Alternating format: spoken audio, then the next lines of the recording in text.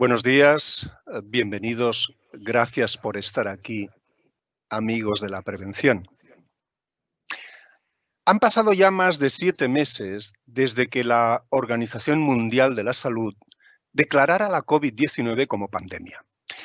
Un mes antes de eso, el 19 de febrero, en MC Mutual organizamos una jornada presencial, qué tiempos aquellos, ¿verdad? Una jornada presencial sobre zoonosis laboral y donde incluimos una ponencia que se llamaba el nuevo coronavirus.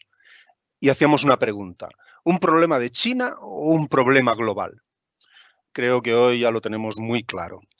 El triste protagonismo de la COVID-19 nos ha obligado a mirar el mundo de una manera diferente, a adoptar todos unas medidas excepcionales de prevención y a utilizar unos medios de protección en las actividades relacionales de nuestra vida y no solo en las laborales. En MC Mutual nos pusimos desde el primer momento a desarrollar aquellos productos y servicios que entendimos podíamos elaborar dentro del marco comprendido en el Plan General de Actividades Preventivas que nos permite la Dirección General de Ordenación de la Seguridad Social y que pudieran ayudar también a las empresas. Recientemente esta actividad ha quedado recogida en la resolución del 25 de septiembre del 2020 de la Secretaría de Estado de la Seguridad Social y Pensiones. De todo ello nos hablará nuestra primera ponente, Yolanda Gallego. En los últimos meses, la Inspección de Trabajo ha pasado a tener un papel esencial en la vigilancia y control de las medidas de prevención de la COVID-19 en los centros de trabajo. Y estoy convencido además de que se está notando. El informe Situación de COVID-19 en España, casos diagnosticados a partir del 10 de mayo por el Instituto de Salud Carlos III y la Red Nacional de Vigilancia Epidemiológica, nos indica que mientras que la incidencia general ha aumentado semanalmente hasta un 20%, la incidencia en el entorno laboral tiene una dinámica contraria y ha pasado de ser un 7,7% en los datos recogidos en la primera semana de septiembre a reducirse a una incidencia del 6,7% en los datos recogidos en la semana de octubre. Las competencias de la Inspección de Trabajo y ámbitos de actuación vienen descritos en un criterio técnico, el 103-2020 de 8 de noviembre, documento en el que se especifican las nuevas líneas de actuación que va a adoptar en sus inspecciones a las empresas. El objetivo de estas visitas ha de ser comprobar si estas empresas han adoptado todas las medidas necesarias para prevenir el contagio por COVID-19 en el entorno laboral. De todo ello nos hablará nuestro segundo ponente, José Antonio Amate. Gracias por estar hoy con nosotros, José Antonio. Antes de dar paso a los ponentes, permítanme hacerles un par de consideraciones sobre este webinario. Después de las intervenciones de ambos ponentes, abriremos una ronda de preguntas y respuestas. Dispondremos de 30 minutos para responder el máximo de consultas que nos hayan hecho llegar ustedes a través del chat, un chat que ya está abierto y que ustedes ya pueden empezar a remitirnos desde el momento que empiecen los ponentes a hacer su exposición. También recibirán por correo electrónico una encuesta online de valoración del webinario, la cual agradeceremos nos respondan para conocer su opinión. Y sin más dilación ya paso a presentarles a la primera ponente, Yolanda Gallego. Yolanda Gallego es ingeniera industrial por la Universidad Politécnica de Cataluña, técnica superior en prevención de riesgos laborales y máster en gestión integrada de prevención, medio ambiente y calidad. Es jefa del Departamento de Desarrollo y Proyectos de Prevención de Riesgos Laborales de MC Mutual y es adjunta a la dirección de la División de los Servicios de Prevención. Es vicepresidenta de la Asociación Catalana de Ergonomía y entró a formar parte con nosotros en MC Mutual en 1998. Es decir, que ya lleva unos años con nosotros, tiene una amplia experiencia laboral. Ha obtenido en este tiempo diversos galardones, como el Premio Ignasi Fina del Ayuntamiento de Barcelona o el Premio de la Sociedad Catalana de Medicina y Seguridad en el Trabajo. Yolanda nos hará una puesta en común con los asistentes de las principales obligaciones de las empresas en la prevención de la COVID-19 en el momento actual y los recursos que MC Mutual pone a disposición para ayudarles en esta labor. Pues nada, cuando quieras, Yolanda, dispones de 20 minutos. Muy bien, gracias Alejandro. Bienvenidos a todos a este webinar. Como comenzaba diciendo Alejandro, a estas alturas de la crisis sanitaria, yo creo que ya tenemos todos bastante claro cuáles son las medidas que se deben adoptar desde las empresas.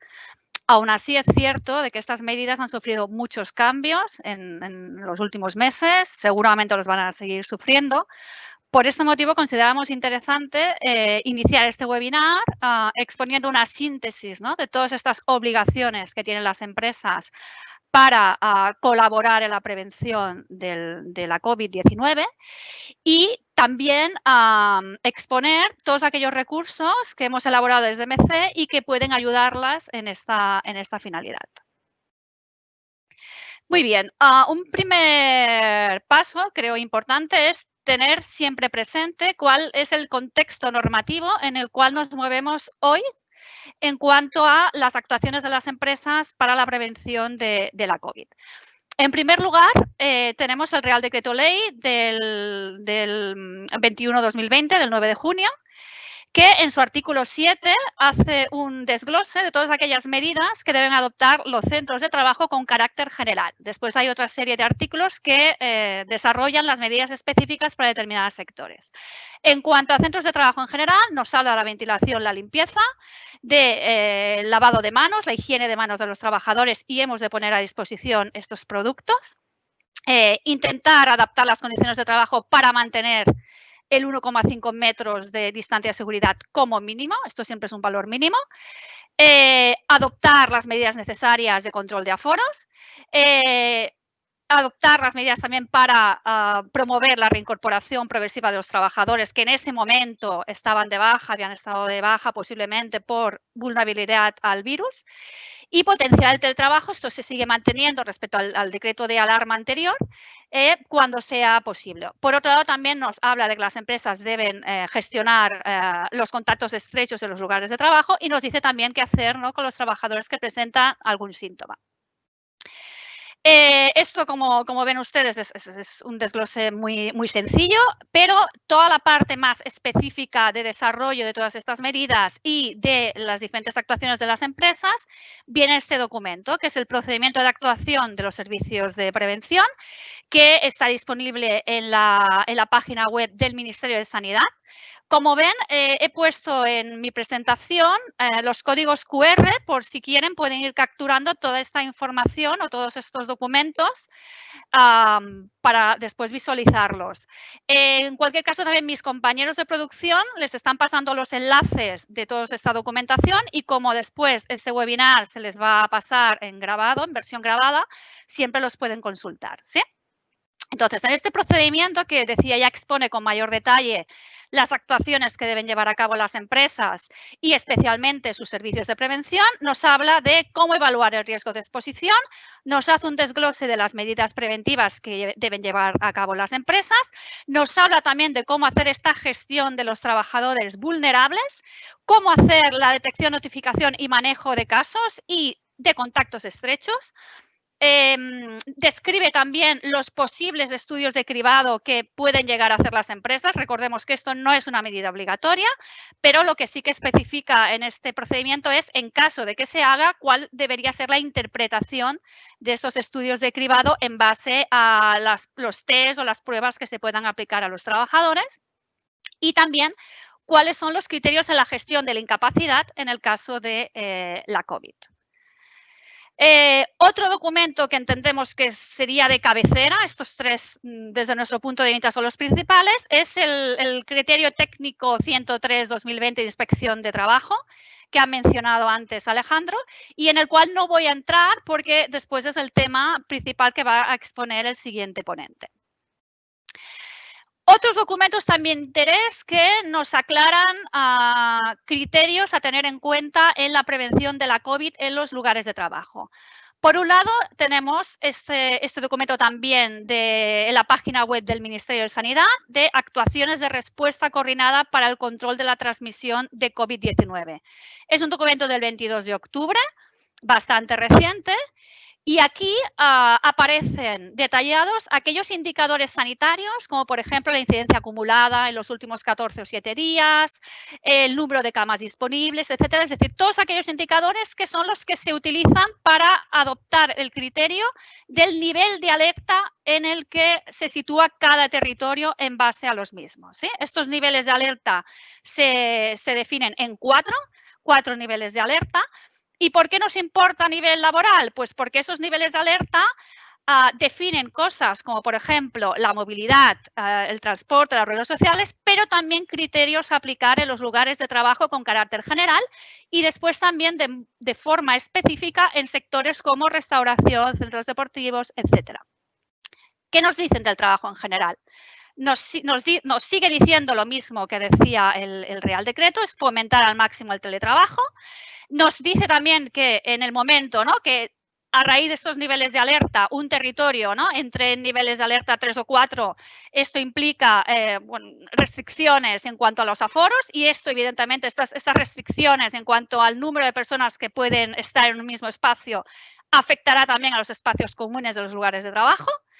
Y también dice favorecer turnos escalonados en trabajos que requieran actividad presencial. Esto en todos los niveles de alerta nos da estas indicaciones. Y en el nivel 3 ya es cuando este documento nos habla de que ese territorio debería establecer medidas para acudir al trabajo de manera excepcional, siempre manteniendo las medidas de distanciamiento, higiene, etcétera.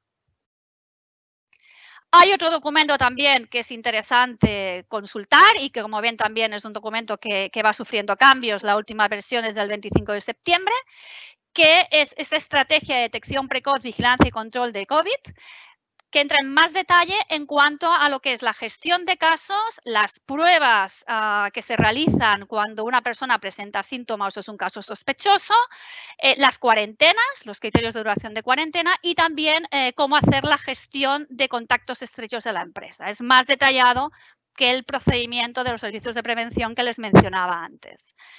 Aparte de estos documentos que son de aplicación general para cualquier empresa, después tenemos documentos específicos, por ejemplo, para centros educativos, para el sector sanitario y sociosanitario, que son los principales afectados por la pandemia. Tenemos también manuales específicos con medidas preventivas por sector de actividad, todo esto en la página del Ministerio.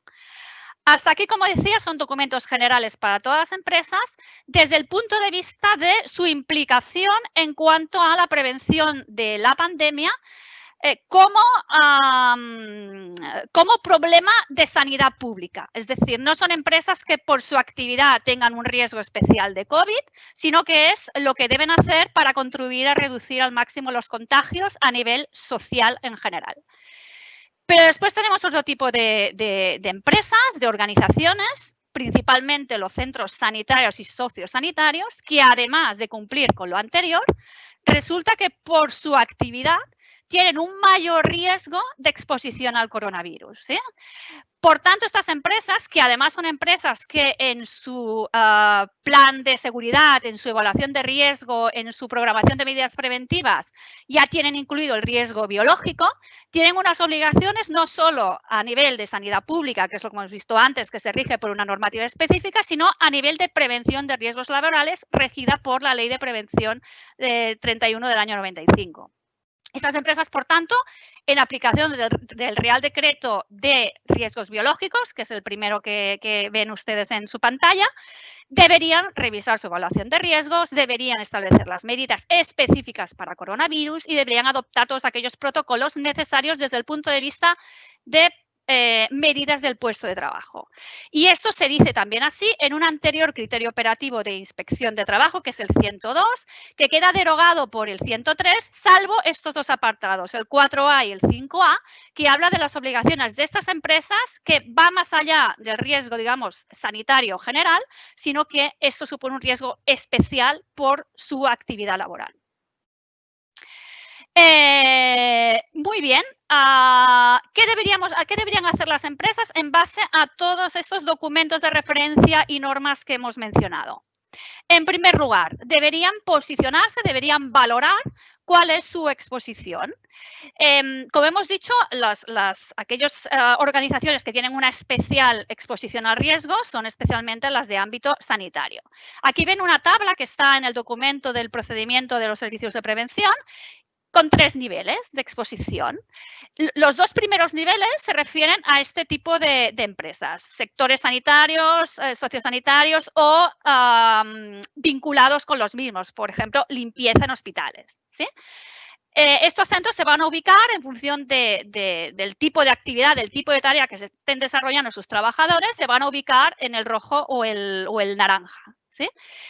El resto de empresas, si han llevado a cabo las medidas establecidas, se irán decantando o deberían ubicarse en baja probabilidad de exposición, ¿sí?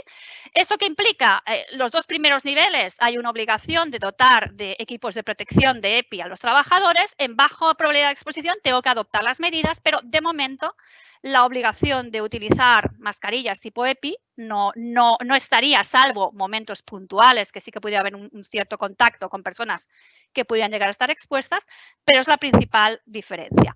Por lo demás, no tiene demasiada complicación técnica ubicarse en esta tabla, y lo que comentaba, que en general las empresas deberían estar posicionadas por sus características a nivel de actividad y por las medidas que ya puedan haber adoptado de distanciamiento, control de aforos, etcétera, deberían ubicarse en baja probabilidad de exposición. Muy bien, en base a esta valoración, como decía, se determina si es necesario uso de EPIs, etcétera, pero no exime de que el resto de medidas las tenemos que adoptar todos, independientemente de su nivel de exposición. Es mantener la distancia de seguridad, que como decía, actualmente está establecida en como mínimo 1,5 metros, pero cuanto más mejor. Esto lo hemos tenido siempre claro desde el inicio. Usar mascarilla donde sea obligatorio.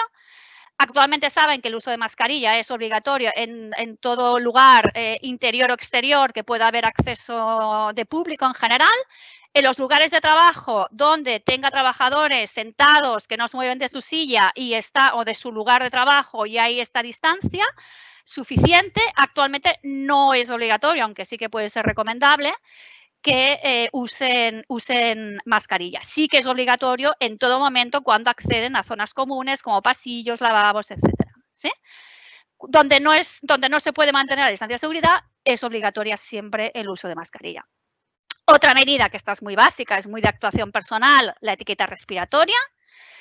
Lavado de manos, también es una medida muy básica, muy a nivel individual. Limpieza de superficies, desinfección y la ventilación.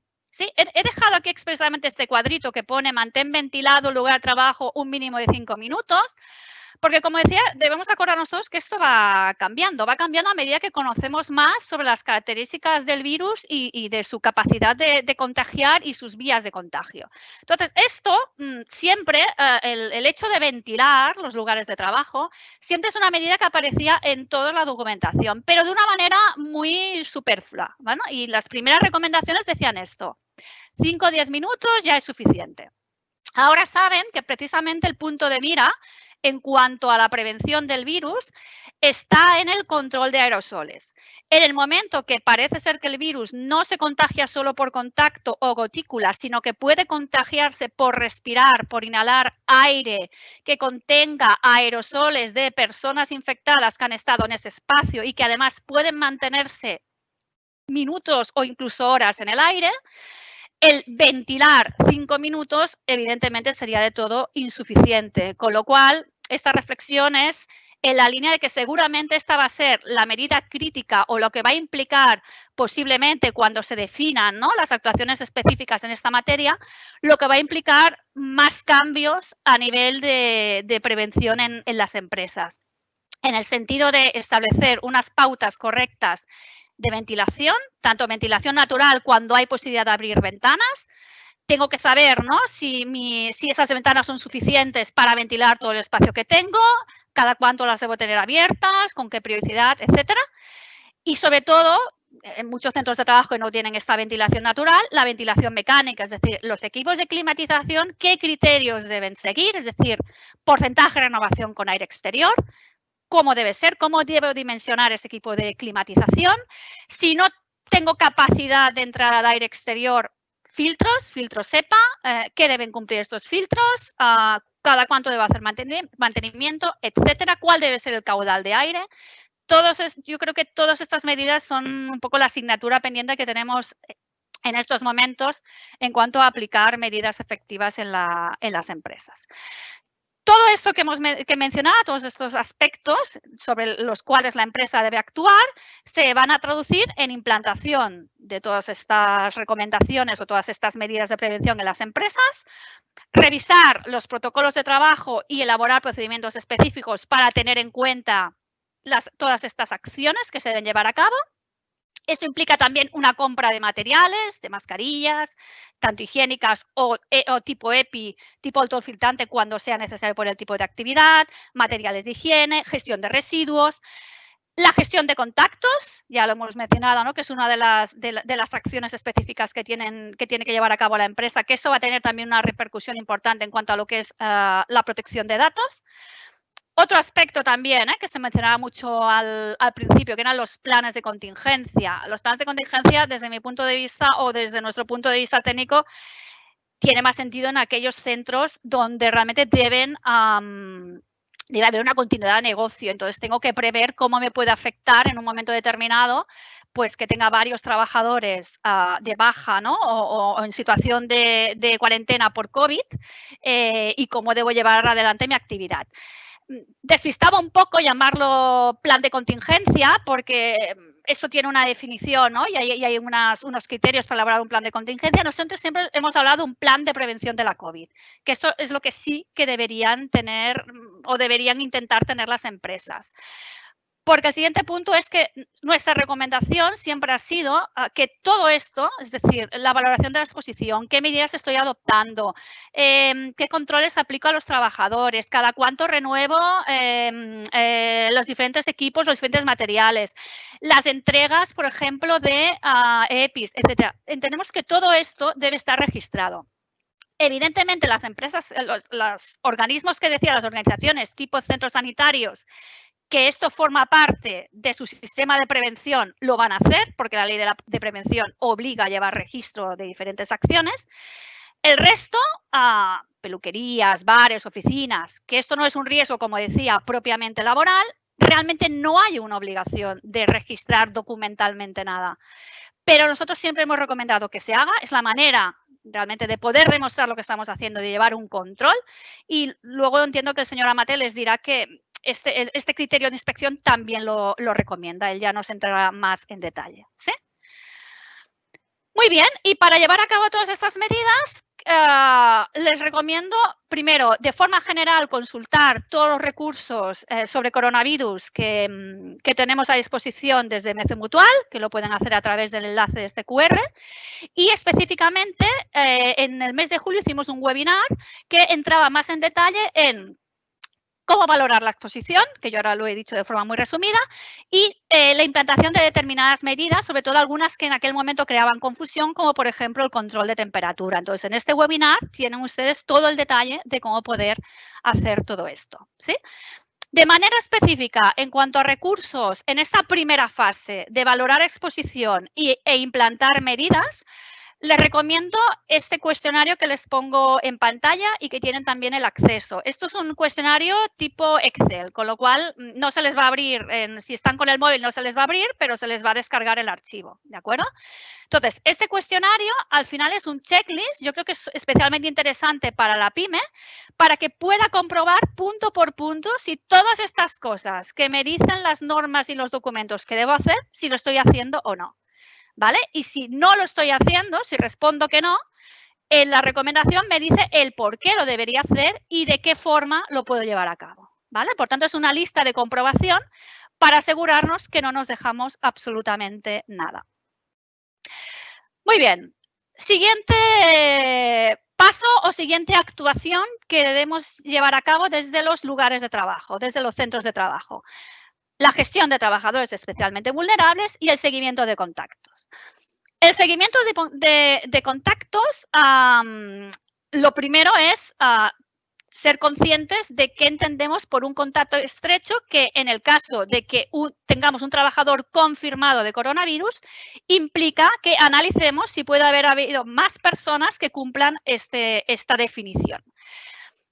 Actualmente la definición es esta que tienen en pantalla, la que nos afecta para la mayoría de centros de trabajo, salvo los sanitarios, que siguen su propio criterio, es cualquier persona que haya estado en el mismo lugar que un caso a una distancia inferior a 2 metros durante más de 15 minutos sin utilizar las medidas de protección adecuadas. Esta última frase o esta última parte, sin utilizar las medidas de protección adecuadas, de hecho se añadió no hace demasiado tiempo y para nosotros es clave. Es decir, si yo como empresa, y esto me lo debería decir el servicio de prevención que me gestiona la PRL en mi empresa, pueda asegurar que los trabajadores que han estado en contacto o posible contacto con ese confirmado, con ese trabajador con COVID, han utilizado medidas suficientes de protección, en principio no serían considerados como contactos estrechos. ¿Bien?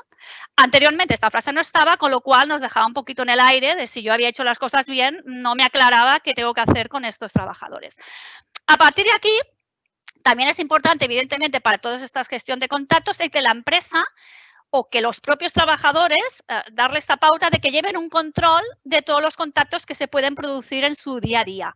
Ser muy rigurosos con el control de aforos, ser muy rigurosos con si he establecido, digamos, grupos de trabajo estables, que eso se mantenga, es decir, intentar no combinar turnos, intentar, por ejemplo, en los espacios comunes que no se mezclen turnos. Es la forma de hacer una gestión de contactos más eficiente, ¿sí?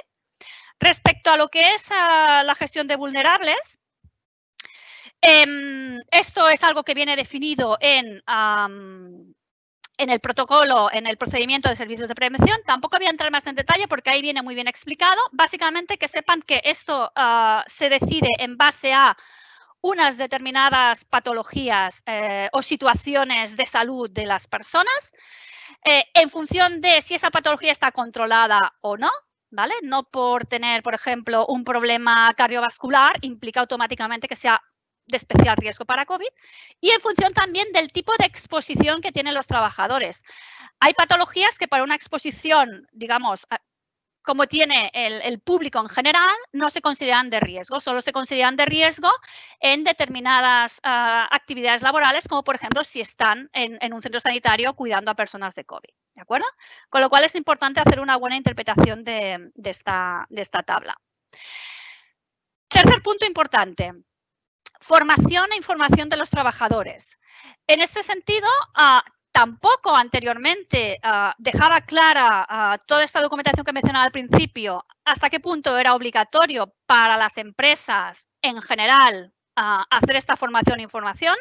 Nosotros siempre hemos dicho que era imprescindible y necesario por concepto, pero ahora en este criterio de inspección sí que lo menciona como obligatorio. ¿Qué debería hacer entonces la empresa? Pues utilizar recursos tipo cartelería, vídeos, etcétera, que en la web de MC Mutual, en este apartado que les decía de coronavirus, tienen muchos disponibles para informar a sus trabajadores de uso de mascarillas, lavado de manos, medidas de prevención general, etcétera.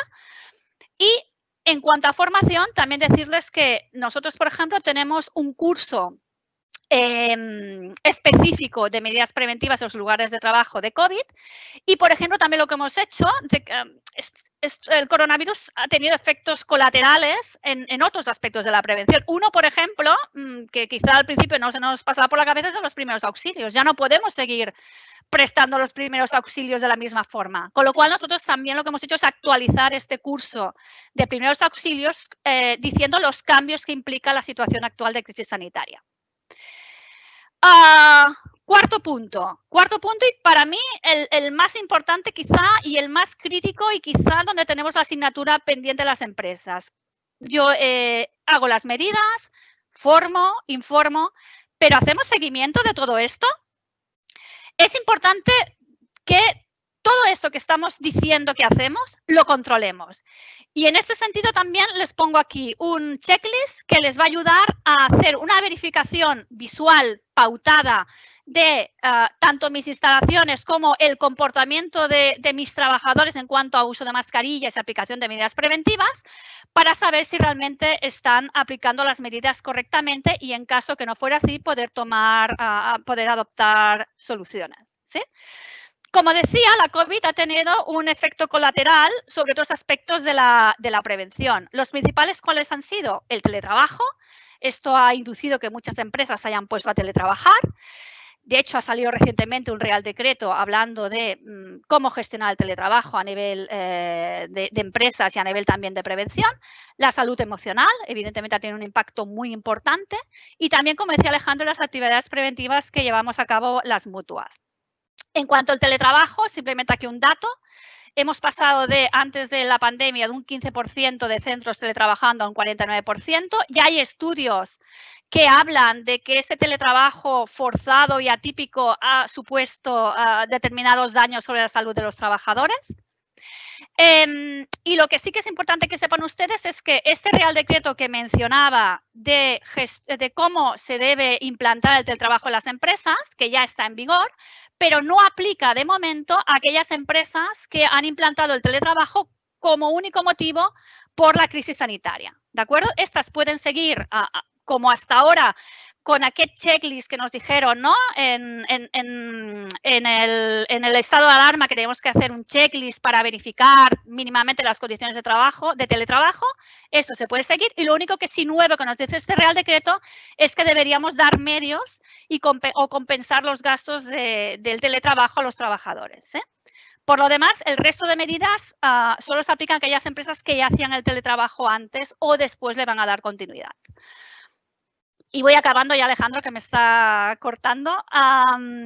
Simplemente decirles que esta resolución del Ministerio en cuanto a las actividades que debemos hacer las mutuas, básicamente lo que nos dice es que debemos desarrollar productos para nuestras empresas mutualistas para ayudarles en la gestión de la COVID, que esto, como ven, ya lo hemos ido haciendo a lo largo de toda la pandemia. Y también hacen especial hincapié en el asesoramiento a las empresas, especialmente las de menos de 50 trabajadores o aquellas con especial riesgo. Eso también antes de septiembre, que es cuando aparece esta resolución, ya lo habíamos ido haciendo. Nos parecía lógico que actualmente la preocupación de las empresas era coronavirus, era el COVID, y con lo cual nos hemos implicado desde el inicio en dar recursos y asesoramiento. Simplemente 3 datos. Primero, en todo este tiempo hemos hecho alrededor de 1.300 asesoramientos sobre 900 empresas. De estas, el 54% tienen menos de 50 trabajadores. En los asesoramientos hemos verificado que la mayoría de ellas cumplían estas medidas que estaba mencionando hasta ahora, el 90%. Muchas de ellas han hecho teletrabajo, el 48%. Los principales asesoramientos que hemos hecho han sido sobre protocolos de actuación, formación, información de trabajadores, y un 57% de estas empresas nos han dicho que utilizaban estos recursos que estamos haciendo desde MC Mutual. Y ya aquí sí termino simplemente con 4 reflexiones sobre dónde creemos ahora que hay que poner el punto de mira. Como decía, la ventilación.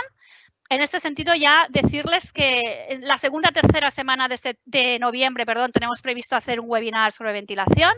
Sabemos también que en breve va a salir un documento del Ministerio de Sanidad hablando de medidas para implantar en cuanto a la ventilación de los lugares de trabajo, de los espacios públicos en general. Uso de mascarillas. Hemos de asegurarnos que el uso de mascarillas es realmente eficaz y sirve. En este sentido, también informarles de que en el mes de diciembre aproximadamente se va a publicar un artículo que hemos hecho junto con las mutuas de Más Compromiso sobre un estudio para verificar si realmente el ajuste de las mascarillas para varias personas, tomando un perfil de varias personas, cumple con los criterios en cuanto a asegurar que protegen. ¿Sí? Los datos nos dicen que no todas las mascarillas, una vez las utiliza el usuario final, protegen tal y como dice el fabricante. La autorresponsabilidad, como decía, muchas de estas medidas la empresa las puede implantar, las puede favorecer, pero al final está en manos del trabajador el llevarlas a cabo. Y aquí les he puesto 2 vídeos de reciente creación que lo que hacen es fomentar esta autorresponsabilidad de los trabajadores. El impacto emocional de la pandemia, para nosotros también esto es un punto, como decía, crítico, y aquí estamos elaborando también recursos y queremos hacer un estudio sobre el impacto que ha tenido en el colectivo sanitario. Y nuevos recursos, siempre actualizando lo que tenemos de acuerdo con los cambios normativos, refuerzo de medidas preventivas, etcétera. Y acabo aquí simplemente lanzando un guiño a todos mis compañeros de profesión. Estoy segura que detrás de esta cámara hay muchos técnicos que nos conocemos, de empresas mutualistas. Está claro que el principal protagonismo durante esta pandemia ha sido el colectivo sanitario y también los trabajadores de los servicios esenciales. Pero yo creo que también hemos de reconocer que los técnicos de prevención hemos tenido un gran reto por delante, por llamarlo de alguna forma, y que muchos ánimos y que realmente esperamos que los recursos que estamos haciendo desde MC os sean de utilidad. Y finalizo dando paso al siguiente ponente. Muy bien, muchas gracias, Yolanda. Y damos paso inmediatamente al siguiente ponente, para que nos hable de su visión sobre el criterio técnico 103 y cómo lo están implantando.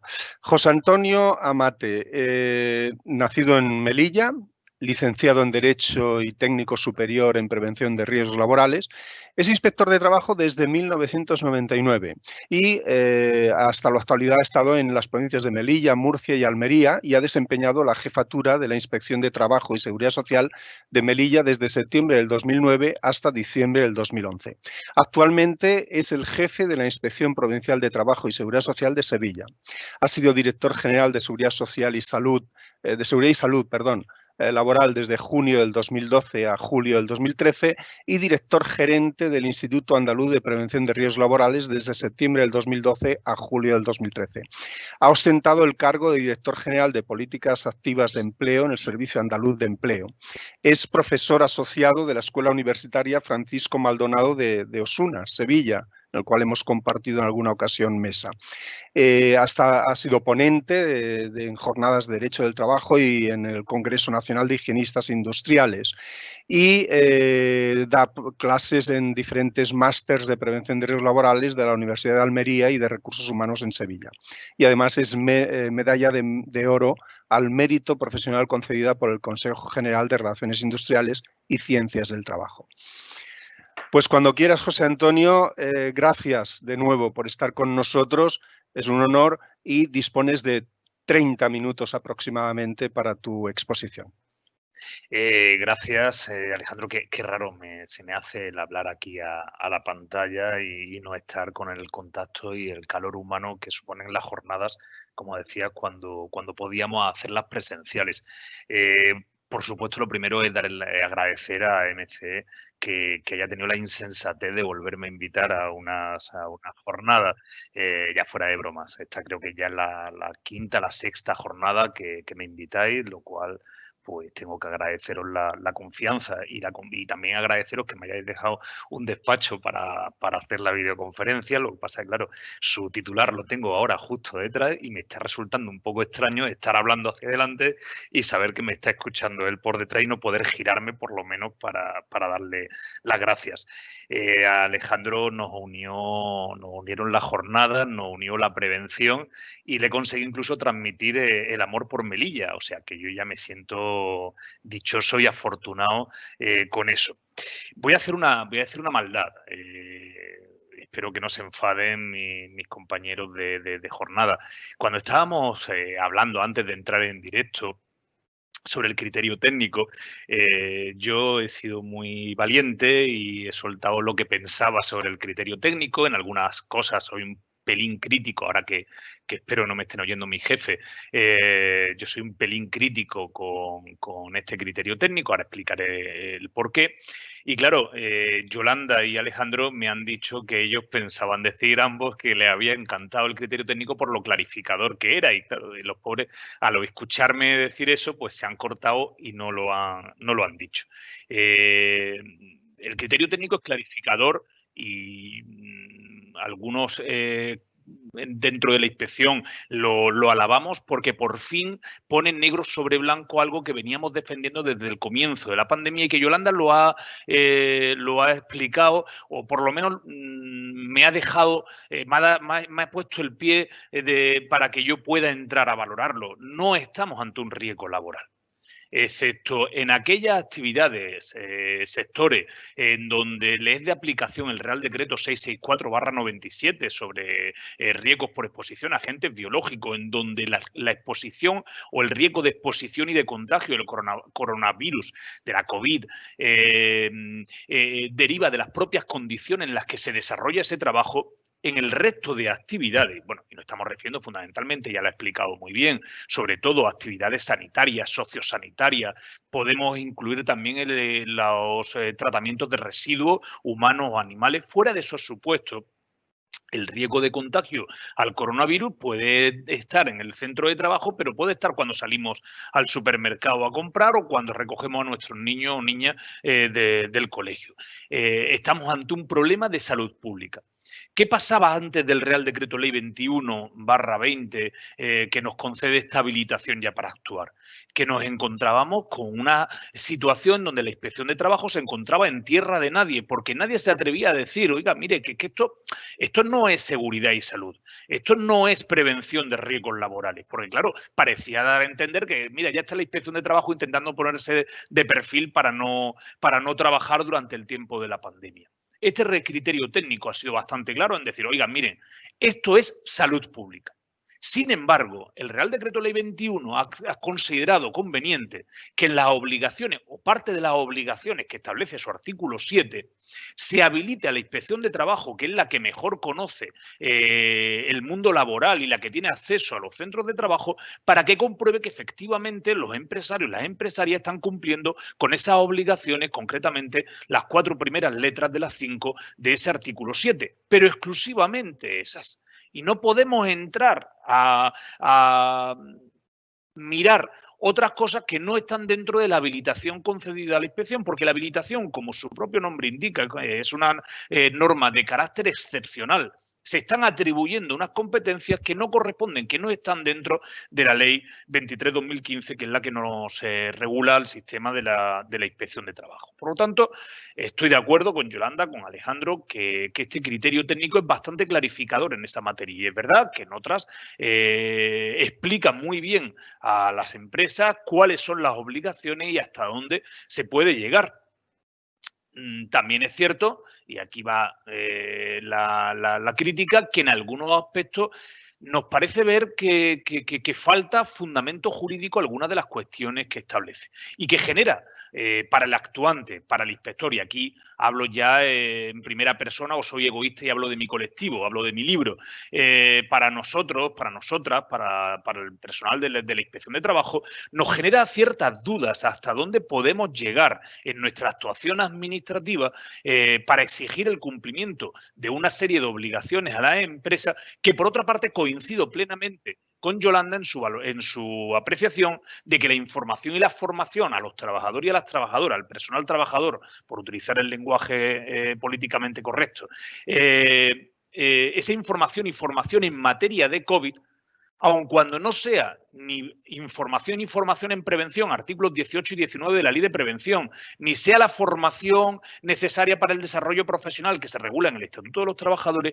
es fundamental para que de verdad podamos creernos que se están adoptando medidas en materia de prevención frente a la COVID. Porque solamente una persona que está debidamente informada sobre los riesgos a los que se expone, sobre las medidas de protección, de precaución o de prevención que debe de adoptar, será una persona que pueda estar protegida frente a esos riesgos. Pero esa obligación no está contenida en ninguna de las letras que vamos a analizar ahora del artículo 7. Entonces, esa pirueta jurídica que se hace en el propio criterio técnico para decir que, bueno, como eso debe ser obligatorio, como estamos todos de acuerdo en que eso debe de realizarlo la empresa, pues que la inspección también sancione si no se ha hecho sobre cada uno de los aspectos específicos del artículo 7.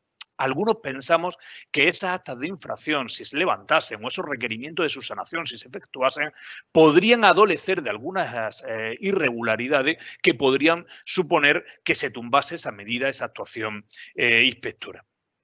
este Real Decreto, este criterio técnico 103 y en concreto el Real Decreto Ley 2120, como decía, en su artículo 31.4 dice, vamos a ver, en el artículo 7 del Real Decreto Ley establecemos una serie de obligaciones en materia de centros de trabajo. Es verdad que el artículo 7 habla, creo recordar, del titular de la actividad empresarial o del director o directora del centro de trabajo, pero después el artículo 31.5 ya lo va reduciendo un poco más y dice, no, el titular de la empresa.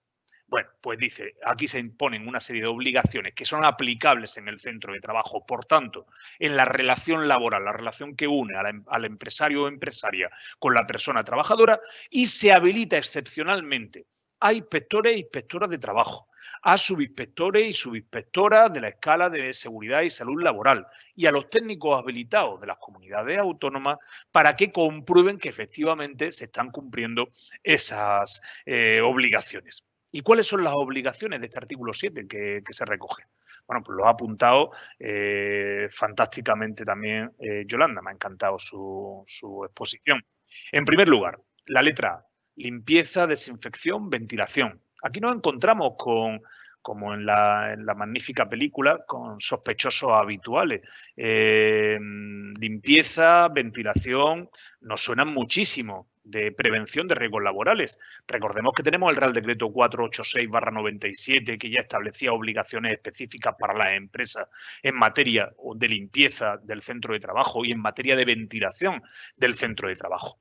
Y me ha encantado que entre las medidas de prevención que comentaba Yolanda, que recomienda MC a su empresa asociada, está el llevar un registro de todas las medidas que se vayan adoptando, porque os puedo garantizar que ningún compañero o compañera, al menos en la inspección de Sevilla, va a ir como el anuncio aquel de cuando éramos más jóvenes, Alejandro, no lo digo por el resto de miembros de la mesa que son demasiado jóvenes para nosotros, no van a ir con el algodón, con la famosa prueba del algodón nunca engaña, pasando por las mesas a ver si está debidamente limpio o desinfectado el centro de trabajo.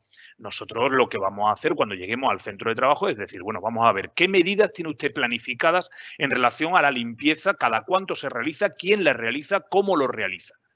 Y obviamente ya debe ser la persona que atienda al actuante muy convincente para que con su simple comentario, su simple exposición oral ya convenza al actuante de que ahí se está cumpliendo con la norma.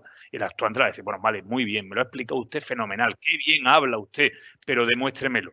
Apórteme usted, primero el plan se ha contratado con una empresa externa para efectuar esa limpieza, pues muy bien, me aporta usted primero la documentación de ese contrato para que yo vea que esa empresa, yo pueda investigar si esa empresa dispone de medios suficientes como para limpiar este centro de trabajo. En segundo lugar, me va a decir usted, vamos a ver en ese contrato, cada cuánto tienen que venir a limpiar, cuánto es lo que usted ha planificado, cuánto necesita en función de los metros cuadrados que tenga este centro de trabajo. Todo eso, como no esté registrado, podemos ya tener un problema con la inspección de trabajo. Y en materia de ventilación, es verdad que estamos a la espera de algún documento, porque es verdad que también lo decía, lo apuntaba Yolanda, perdona Yolanda que te voy a estar constantemente haciendo referencia a tu exposición, hablaba de los efectos colaterales de la COVID. Y uno de los efectos colaterales, también lo hablábamos antes de entrar, es la proliferación, no ya de normas. Llevamos 22 reales decretos leyes, no todos relacionados directamente con la COVID, pero 22 reales decretos leyes desde marzo, sino también de protocolos, generando la confusión de si esos protocolos eran realmente después normas de obligado cumplimiento o no. Y me uno al agradecimiento a médicos, enfermeros, enfermera y a los técnicos de los servicios de prevención, pero vaya gol que le metieron a los servicios de prevención ajenos con el primer protocolo de actuación de los servicios de prevención, que por cierto, si mal no recuerdo, lleva ya, no sé si son 9 o 10 versiones, solo en la primera aparece la firma de la asociación que agrupa a los servicios de prevención ajeno. A partir de ahí la sacaron de en medio y han estado dictando el protocolo sin contar con ellos y generándoles unas obligaciones que se merecen todo nuestro reconocimiento y agradecimiento.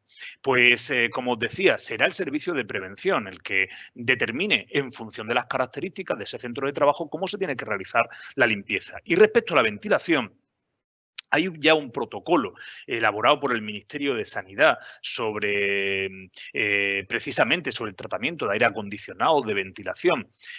Por lo que estuve el otro día, como dicen aquí en Andalucía, aquí en Sevilla, bicheando, es una expresión que siempre me ha llamado la atención. Por lo que estuve investigando de este protocolo, establece un caudal mínimo de renovación del aire. Él utiliza la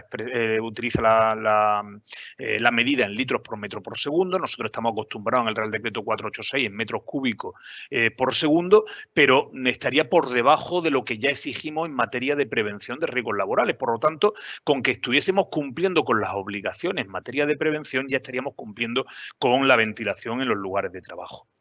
Una segunda letra, la letra B, que habla de que se debe dotar a los centros de trabajo y poner a disposición del personal trabajador jabón, agua y jabón o gel hidroalcohólico u otros elementos desinfectantes debidamente autorizados por el Ministerio de Sanidad.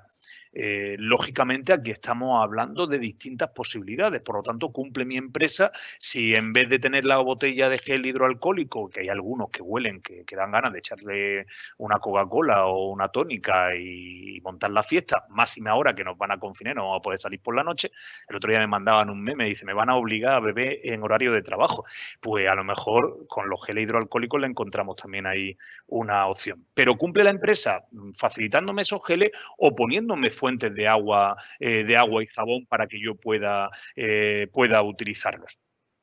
Pero, ojo, tienen que ser desinfectantes, es que no me acuerdo de la palabra exacta, pero bueno, los desinfectantes que vienen en el listado de no sé cuántos cientos de productos que ha autorizado el Ministerio de Sanidad, que ha testado el Ministerio de Sanidad, que a su vez toma en consideración recomendaciones de otros organismos internacionales. Lo digo porque inmediatamente cuando estábamos ya en plena pandemia y se estaba viendo cuál era la mejor forma de desinfectar no ya las manos, sino un centro de trabajo, pues la gente se lanzó a por el ozono. Joder, precisamente el único que no está en la lista, que incluso está siendo investigado porque puede ser perjudicial para la salud de las personas, de los seres humanos, pues ese es el que queremos utilizar en los centros de trabajo. Por cierto, mientras venía hacia la sede de MC en Sevilla, iba en el coche oyendo un anuncio de radio que ya lo he escuchado muchas veces, donde te ofrecen, la verdad, siento decirle a los del anuncio que no me he quedado al final con lo que venden, pero te venden que viene alguien a tu casa a ofrecerte un servicio y como complemento te dice, llevamos un equipo de ozono portátil que te desinfectamos la casa. Y me dan ganas a veces de llamar a la radio y decir, oye, mirad, que vaya a provocar una pandemia, pero por otra razón. Tercero, distancia de seguridad y equipos de protección adecuados. Nos dice, tal y como está redactado el Real Decreto Ley 21 en su artículo 7c, lo primero es la distancia de seguridad, la distancia de 1,5 metros. Si garantizamos nuestro puesto en nuestro centro de trabajo que se respeta esa distancia, no sería obligatorio, que sí recomendable, como muy bien ha dicho Yolanda, no sería obligatorio la utilización de los equipos de protección. Ahora bien, tengan ustedes en cuenta, tengáis vosotros y vosotras en cuenta, que la distancia de la seguridad a lo mejor la podemos respetar como estoy ahora mismo yo aquí. Yo estoy sentado en una esquina del despacho y mi compañero que le he robado el despacho está a mucho más de 1,5 metros. Y yo puedo garantizar en mi centro de trabajo esas distancias de seguridad, esos puestos fijos. Pero no nos olvidemos que la gente suele moverse. La gente termina yéndose del centro de trabajo y va pasando por un pasillo en donde van cruzándose con otros compañeros o compañeras, o va a zonas de descanso, en comedores, zonas para tomarse un café, en donde a lo mejor esa distancia de 1,5 metros ya no la tenemos garantizada. Por lo tanto, no nos olvidemos que no cumplimos formalmente, porque yo haya diseñado mi oficina, mi centro de trabajo con esas distancias de 1,5 metros, de 2 metros, si después no puedo garantizar que en todo el trayecto, que en todo el espacio donde puedan encontrarse 2 o más trabajadores o trabajadoras, no se respeta esa distancia? En este punto tengo que decir que durante la primera fase de la pandemia, cuando no teníamos competencia en esta materia y lo que hacíamos era advertir o requerir, nos hemos tenido que llevar a veces hasta metros para medir, porque nos denunciaban, es que no se respeta la distancia, eran los 2 metros por aquellos entonces. Y más de una compañera y compañero me llamaba de repente urgente, porque claro, como no teníamos, estábamos, como todo el mundo, improvisando, inventando sobre la marcha, pues me llamaban y dicen, mira, que estoy midiendo uno de estos y mide 1,90 de distancia, ¿qué hago? Pues pégale un empujón al que sea, muévele la silla y ya está. Que tengamos cuidado con eso. Pero aquí sí me quiero detener en lo de, porque el Real Decreto Ley habla de equipos de protección adecuados.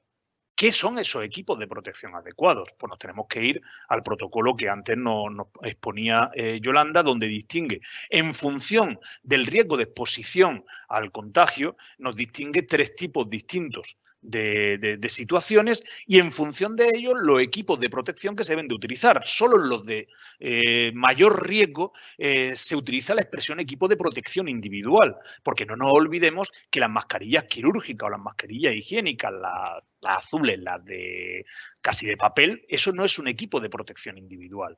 Es un equipo de protección, pero no es un equipo de protección individual. La categoría de equipo de protección individual, a los efectos que todos conocemos en materia de prevención de riesgos laborales, empieza con la famosa FFP2 o las chinas KN95, que al principio todos compramos sin saber que nos la estaban metiendo doblada. Pero bueno, esos son los equipos de protección individual.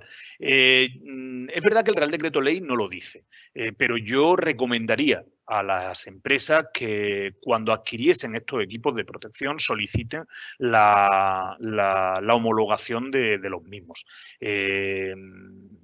Alguien dijo que la crisis conlleva siempre también una gran posibilidad de negocio o de beneficio. Es impresionante la cantidad de mascarillas de distintos tipos, colores, formas que estamos viendo. Ahora bien, son muy chulas, son muy bonitas, pero realmente protegen. Yo tuve el otro día en mi despacho a un representante de los trabajadores, venía con una mascarilla del increíble Hulk. Además, le venía muy bien porque no era un 2x2, era un 4x4. De esos representantes de los trabajadores le tengo mucho cariño y por eso hago esta broma, pero de esos con los que le tienes que llevar bien porque como te lleven mal te puedes poner en un aprieto. Pero yo le estaba viendo la mascarilla y digo, tío, muy chula tu mascarilla. Digo, pero ¿seguro estás tú convencido de que esto te está protegiendo de algo? Y estamos hartos, podemos salir, cuando todavía podemos salir a pasear, vemos varias tiendas donde se han reinventado y ahora lo que venden es distintos tipos de mascarillas. Pues yo le pediría a los empresarios y empresarias que comprueben que efectivamente esas mascarillas que están poniendo a disposición de su personal cumplen con las normas, con la norma que les sea aplicable en función del equipo, del tipo de equipo del que nos estemos refiriendo. Y aquí han surgido también, particularmente aquí en Andalucía, y hay otras comunidades autónomas que se han dictado normas autonómicas, ojo, en algunos casos normas, resoluciones o decretos u órdenes de las consejerías correspondientes de cada comunidad autónoma. En otras ocasiones, como por ejemplo en Canarias, han sido recomendaciones, en donde se decía que las personas tenían que llevar la mascarilla en todo momento. Y surgían inmediatamente empresarios y empresarias que decían, sí, un momento, si él tiene que venir con la mascarilla, él o ella, tiene que venir con la mascarilla desde su casa, ¿yo para qué le voy a tener que dar ninguna? Él tiene la obligación de llevarla, él o ella tiene la obligación de llevarla. El Real Decreto Ley 7.1c del Real Decreto Ley es muy claro al respecto. Es el empresario el que tiene que darle a los trabajadores, poner a disposición de los trabajadores esas mascarillas, esos equipos de protección, con independencia de que tengamos o una obligación legal, o una obligación normativa, o una recomendación, o el deber cívico, que también se citaba anteriormente, de llevar mascarillas. Pero el que las tiene que poner a disposición de los trabajadores es el empresario. Y por último, la última cuestión sobre la que tenemos competencia es en materia de aforos. Artículo 7D del Real Decreto Ley 21. Ojo, porque ahí mezcla el Real Decreto Ley tanto a personas trabajadoras como a los clientes o clientas que pueda tener el centro de trabajo. De hecho, puedo decir que tuvimos muchas denuncias al principio de la pandemia de marcas muy conocidas de supermercado de ámbito nacional, donde lo que se nos denunciaba era que como había un exceso de clientes que se apelotonaban cerca del mostrador y que eso hacía que la persona que estaba trabajando tuviese el riesgo de contagio. Bueno, el criterio técnico en esto es muy clarificador y dice, no, la inspección de trabajo exclusivamente tiene competencia en lo que se refiere a aforo de personal trabajador. Lo que tiene que ver con clientela será competencia de la autoridad sanitaria o de quien corresponda, pero no corresponde a la inspección de trabajo. Y esto me da a mí que pensar que después de 6 meses, desde mayo prácticamente del 2019, que estábamos predicando en el desierto la obligatoriedad del registro de jornada y diciéndole a las empresas, oye, aunque puedes llevar un registro de jornada con una hoja Excel que se la vayas pasando a los trabajadores y a las trabajadoras, lo mejor es algún sistema informático, huella digital, tarjeta, que permita, que garantice un poco más de seriedad en el registro de la jornada. Claro, ahora le tenemos que decir justo lo contrario. Dice, oye, mira, sigues teniendo la obligación de registrar la jornada en tu empresa, pero intenta evitar aquellos sistemas en los que provoque una acumulación de personas trabajadoras, porque eso puede suponer también un riesgo de contagio. Y entonces o te sanciono porque no lleva el registro de jornada o te sanciono porque no estás cumpliendo con los aforos. Sorprendentemente, la habilitación del Real Decreto Ley 21 no se aplica a la letra E, que es quizás la más laboral de todas las obligaciones que se recogen, que es la de, fundamentalmente, la de establecer una organización de vuelta al trabajo de aquellas personas que hayan estado teletrabajando, fomentar el teletrabajo o establecer turnos de trabajo. Sorprendentemente, esa no la quitan de en medio de la habilitación. Indica también el criterio técnico, y creo que también con muy buen sentido, que lógicamente todas estas medidas, que vuelvo a insistir, deberían estar protocolizadas, deberían estar registradas, deberían estar recogidas en algún documento, llamémosle como queramos llamarlo, se deben de realizar con el consenso, con la participación de la representación de los trabajadores. Y ahí sí que tenemos competencia la Inspección de Trabajo, como la hemos tenido siempre, para exigir el cumplimiento del artículo 64 del Estatuto de los Trabajadores. Los representantes de las personas trabajadoras tienen derecho a ser consultadas y no nos olvidemos que consultar, y esto siempre me gusta, por eso de hacer un poco de pedagogía cuando me invitan a participar en algunas jornadas, consultar no significa esto es lo que voy a hacer y aquí los tienes como las lentejas, si no te gusta no las dejas, sino que te las comes. Pues no. Consultar significa, oye, mira, esto te lo paso, hazme un informe, hazme tus sugerencias, yo las voy a estudiar, te voy a contestar sobre esas sugerencias y tras un ligero intercambio de opiniones o de debate, tomamos una decisión que obviamente al final me tocará a mí como titular de la empresa tomar la última decisión, pero se habrá generado esa consulta. Y aquí también, y eso será competencia de la inspección y podremos actuar. Y también me parece, y en esto hemos generado un importante e interesante debate dentro de la propia Inspección de Trabajo, hasta donde se debe de informar a la representación de los trabajadores sobre los casos de contagio que se puedan producir en una empresa. Y yo entiendo que, sin entrar en el detalle de los datos concretos de la persona trabajadora que se haya contagiado, que se haya infectado, sí deben ser informados los representantes de los trabajadores con datos suficientes como para que ellos puedan valorar si las medidas siguientes que adopte la empresa precisamente para proteger al resto de los trabajadores que hayan podido tener un contacto estrecho con esos trabajadores, con esa persona infectada, para poder valorar si efectivamente se están realizando. Lo que no puede ser es que yo le pase a la representante de los trabajadores un papel donde diga hoy ha habido un caso de coronavirus. Punto. ¿Vale? Si en mi centro de trabajo somos 5 personas, trabajamos todas juntas, pues no hace falta que me digas quién ha sido. O me voy a enterar o simplemente voy a saber que me voy a tener que tomar medidas porque uno de nosotros es.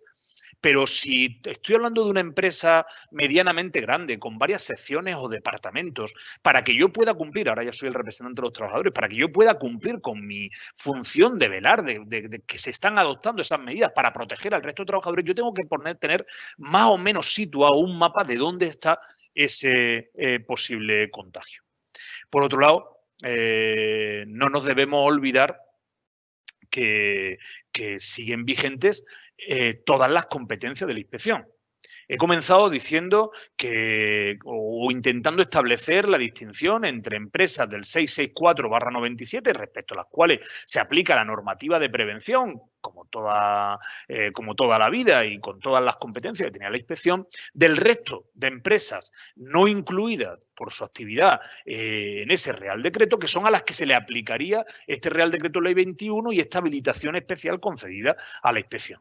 Pero no nos olvidemos que todas estas medidas que estamos adoptando en nuestras empresas para luchar, para intentar protegernos frente a la COVID, está generando la aparición de otros riesgos que sí están incluidos, sí son riesgos laborales y que sí están incluidos en la normativa de prevención. Si yo empiezo a utilizar un determinado desinfectante en mi centro de trabajo, yo tengo que valorar el posible riesgo que eso pueda suponer para los trabajadores y si hay alguno que sea especialmente sensible a ese desinfectante. Hay que tener en cuenta, y esto es algo que nos enteraremos, nos daremos cuenta, le daremos la importancia que se merece cuando pase un tiempo y ya quizá hayamos hasta olvidado lo que fue la COVID, que es los problemas de ansiedad, los riesgos psicosociales que se están generando en muchos trabajadores y trabajadoras que están teniendo incluso miedo a ir a trabajar por el riesgo de contagio. Pero el simple hecho de mover una mesa para poder cumplir con los 2,5 metros puede estar suponiendo riesgo, por ejemplo, por deslumbramiento en la pantalla de visualización, que antes lo tenía controlado, pero que ahora al mover la mesa no estoy controlando que sí le está dando la iluminación. Esas cuestiones también son cuestiones que son competencia de la Inspección de Trabajo. Voy terminando, que ya me avisa, antes de que Alejandro me haga alguna señal, ya me está avisando el reloj de que me estoy excediendo. Bien, la parte donde siempre llaman al inspector para que meta un poquillo de miedo. ¿Esto en qué se traduce? Porque claro, está muy bien, este tío ha venido aquí, nos ha hecho un resumen del se ha quedado a gusto con sus jefes metiéndose con ellos diciéndole dónde habéis ido y tal, pero esto al final en mi vida diaria, si viene por aquí un inspector, ¿esto en qué se puede traducir? Bueno, el artículo 31.4 del Real Decreto Ley habilita la inspección para actuar y el artículo 31.5 dice, oiga, y si se incumplen las medidas del artículo 7, letras A, B, C o D, estamos ante una infracción grave a la normativa. Dice, esto no es prevención, pero aplíquenle ustedes la normativa de prevención a los efectos de graduación de la sanción y a los efectos del procedimiento sancionador.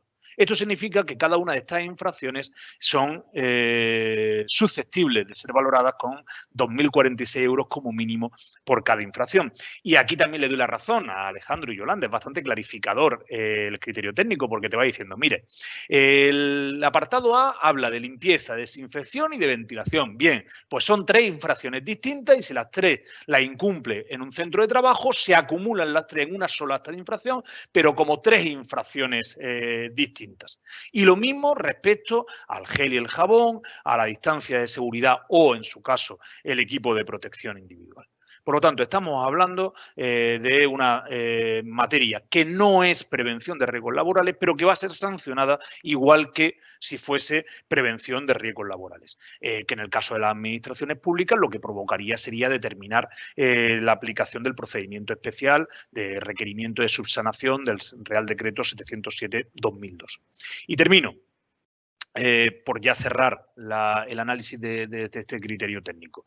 Este criterio técnico nos dice que la actuación de la inspección se va a centrar en, valga la redundancia, en los centros de trabajo, tal y como los define, por ejemplo, el Real Decreto 486/97, pero incluyendo también los lugares de descanso. Sabéis que creo que fue el Real Decreto Ley 5/2020, introdujo una modificación en la Ley 23/2015 que regula el sistema de la inspección de trabajo para incluir nuestra competencia, la competencia de los inspectores y las inspectoras de trabajo y seguridad social, para efectuar controles en los lugares de descanso, alojamientos de los trabajadores y las trabajadoras cuando se encuentran dentro de la zona del centro de trabajo y han sido puestos a disposición por el empresario o por la empresaria en virtud del cumplimiento de una norma legal, convenio colectivo, una obligación establecida en el contrato de trabajo. Pues nos dice el criterio técnico, oye, podéis y debéis vigilar el cumplimiento de estas obligaciones, no solo en lo que es el centro de trabajo propiamente dicho, sino también en esos locales de descanso. Y si se trata de un local donde viva el trabajador o la trabajadora, previa consentimiento de la misma conforme al artículo 18 de la Constitución. No se aplica, en cambio, a los medios de transporte. Y entendiendo por tales, tanto los medios de transporte públicos que tienen su regulación específica en el Real Decreto Ley 21, como tampoco en los medios de transporte puestos a disposición de los trabajadores por la propia empresa para el desplazamiento de los mismos. Respecto a la normativa autonómica que resulte de aplicación, al menos en el caso de Andalucía, entendemos que no podemos exigir su cumplimiento, porque al menos la normativa de nuestra tierra ha establecido sus propios sistemas de verificación, sus propios sistemas de control y sus propias normas sancionadoras. Por lo tanto, aun cuando en algunos aspectos se entremezclan, y fundamentalmente en el tema de mascarillas, se entremezclan con las obligaciones del Real Decreto Ley 7, consideramos que aquí no podríamos nosotros entrar en su exigencia y, en su caso, en su sanción, porque estaríamos incumpliendo la habilitación y el carácter extraordinario de la misma. Pues hasta aquí lo que yo quería decir. A partir de aquí quedo a vuestra disposición para todas las preguntas que me queráis realizar. Muchas gracias. Muchas gracias, José Antonio. Además, has cumplido perfectamente con el tiempo que habíamos hablado. Muy bien, pues vamos a pasar ahora a responder a las preguntas que nos han ido llegando y que nos irán llegando. A pesar de que hemos filtrado ya y seguiremos filtrando las preguntas para evitar repeticiones, tenemos bastantes, por lo que os ruego que seáis breves en las respuestas, pues tenemos muchas preguntas y poco tiempo. Yo intentaré dirigir las preguntas hacia quién van, pero es posible que también el otro ponente o la otra ponente quiera aportar algo. Entonces, no tenéis más que decirlo. Supongo que Sergio ya irá controlando el tema de las cámaras. Y vamos con la primera pregunta. La primera pregunta yo la dirigiría a José Antonio, seguro. Buenos días. Viene de Antonio García de Asaja, Almería. Buenos días. Se va a activar el sistema TRADE para coordinar en lo relativo a controles sanitarios, pero solo he visto para temporeros del sector olivarero. Dado que en Almería nuestro sistema está más orientado al cultivo intensivo bajo plástico, ¿se va a ampliar dicha coordinación hacia estos sectores? Gracias. José Antonio. No se te oye, José Antonio. No, ahora ya. No quitéis el No, va a ser mejor. Micro. Sí. Por lo torpecillo que soy, va a ser mejor. Vamos a ver, lo que le puedo decir a Antonio, me parece que has dicho que se llamaba, Sí. que ahora mismo se ha iniciado con el sector olivarero porque es el que está en la campaña que está más, está activa en Andalucía. Por lo que se refiere a la inspección de trabajo, nosotros vamos a actuar, y además tenemos instrucciones específicas, a actuar en el sector agrícola con mayor intensidad que otros años. El Ministerio ha considerado que es un sector que requiere una mayor actuación de la inspección, y así lo vamos a hacer, con lo cual seguro que se activará en... Muy bien, muchas gracias.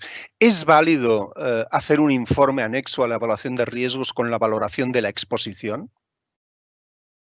Supongo que esto también para ti. Sí, vale, vamos a ver. Entiendo, no sé si se está refiriendo a una empresa del 664, en cuyo caso yo lo que haría sería actualizar la evaluación de riesgos, o si nos estamos refiriendo a empresas que no están en el 664. Respecto a las empresas que no están en el 664, es que no estamos hablando de prevención de riesgos laborales. Por lo tanto, yo soy especialmente combativo con que se utilice la terminología propia de la prevención de riesgos laborales para el tema de la COVID. Nos ha costado muchísimo explicar a empresas y a trabajadores la importancia de la prevención como para ahora banalizar el término, utilizarlo tan ampliamente que valga todo para la prevención.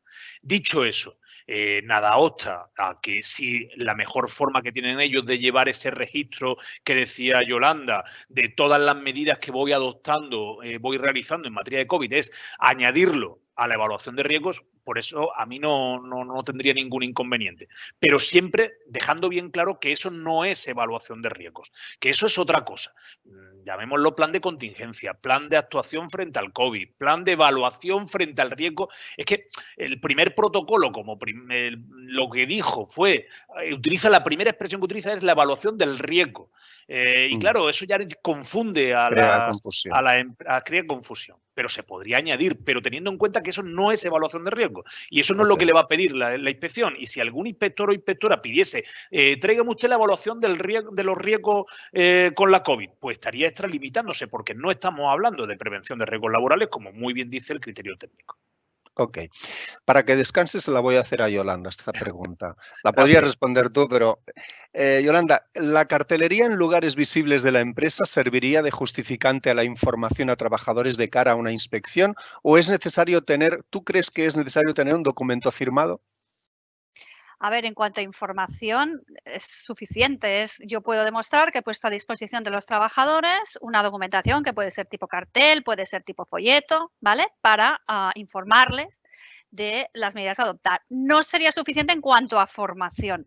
Recordemos que tanto la norma como este criterio técnico habla de estos dos niveles, formación e información. Entonces, en la formación sí que sería necesario utilizar un otro tipo de recurso que queda una constancia de que ese trabajador lo ha realizado. Vale, pues esta ya es para José Antonio. La pregunta va enfocada a cómo pueden hacer las formaciones, no informaciones, con cuestionario correspondientes a aquellos trabajadores que no disponen de medios informáticos. Por ejemplo, operarios de almacén, producción, teniendo en cuenta que no pueden hacer formaciones con grandes grupos. ¿Sería posible hacerlo a través de la línea jerárquica de la empresa? Es decir, que el jefe les diera esta formación. Vamos a ver, desde el momento en el que no estamos hablando de la formación del artículo 19, no existe obligación de que esa formación sea realizada por una persona que tenga la titulación adecuada conforme al Real Decreto 3997. Yo lo que insistiría mucho sobre esta formación, y si me permitís, entre paréntesis, a toda la formación en prevención de riesgos laborales, pero como he dicho que no quiero que se mezclen ambas cosas, no voy a mezclarlas yo, pero lo que sí insistiría es que esta formación sea lo más práctica posible. Permitirme que lo diga coloquialmente, me da igual quién lo haga, pero que le dé una buena formación, que le explique cómo se hace un lavado de manos, que se explique cómo se ponen las mascarillas. Estamos hartos de ver cuando vamos por la calle a la gente cómo lleva las mascarillas. Eso es la formación que quiero. Que me den un cuaderno o que me den un curso, un tutorial por videoconferencia o por mi correo electrónico con un montón de dibujitos, pues fenomenal, estará fenomenal para ayudar a esa formación. Pero si después al trabajador, imaginaros que tengo una empresa a 3 trabajadores o a 2 trabajadores, cada uno con un nivel de riesgo diferente. Que uno requiera o le baste con una mascarilla quirúrgica y el otro requiera una mascarilla FFP2. Si yo les pongo las mascarillas de distinto tipo encima de la mesa y le digo, venga, coge la que tú necesitas, y ese trabajador no sabe cuál es, ¿de qué me sirve haberle dado un curso de lo que sé? Si después cuando se la pone no sabe enganchársela, se deja la mitad de la nariz fuera o la boca o no sabe cómo tiene que, como decía, lavarse las manos o las precauciones que tiene que tener a la hora de circular por un pasillo donde las distancias se estrechan, ¿de qué me sirve que haya recibido, que tenga un papel que diga que ha recibido una formación? Yo lo que quiero es que sea esa formación lo más práctica posible. ¿Quién se la dé? Pues una persona que previamente le hayan formado suficientemente para dar esa formación. ¿Que se tiene que ir haciendo en escala? Pues perfecto. Aquí no estamos en el artículo 19 de la Ley de Prevención. Perdona. Pero que quede registrada esa formación. Sí, por supuesto. Eso sí. Seguimos contigo. En el estado actual, sin confinamiento total, ¿puede una empresa obligar legalmente a teletrabajar? Bueno, me creía que me iba a hacer, estaba preparándome para la pregunta contraria, si me pueden obligar a no teletrabajar, porque lo que piden es, yo creo que tal y como está la norma, sí puede la empresa obligar a teletrabajar. Apoyándote en las medidas del estado de alarma. Apoyándote en este Real Decreto Ley 21 que te dice que se tiene que potenciar el teletrabajo. No apoyándote en el Real Decreto Ley 28, que comentaba también Yolanda muy bien, que regula el teletrabajo, porque en ese sí se te establece que el teletrabajo será voluntario.